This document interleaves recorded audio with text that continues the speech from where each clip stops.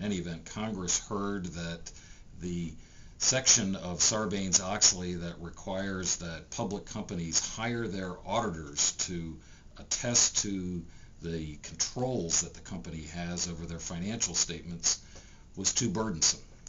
Management under Sarbanes-Oxley has to prepare a report every year that says that their financial controls over their reporting process are adequate.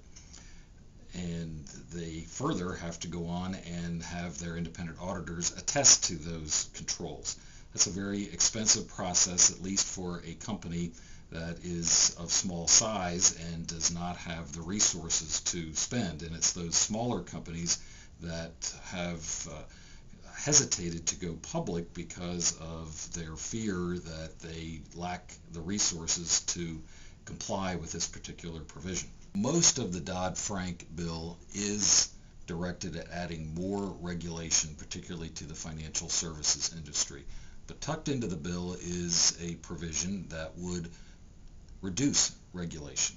And I think that that is a signal to the business world, particularly to the part of the business world that is aimed at growing smaller companies. And I think there's lots of evidence to show that the smaller businesses in our economy are the real driver of growth, that reducing regulatory burden on them might be a spur to that particular part of the economy to grow.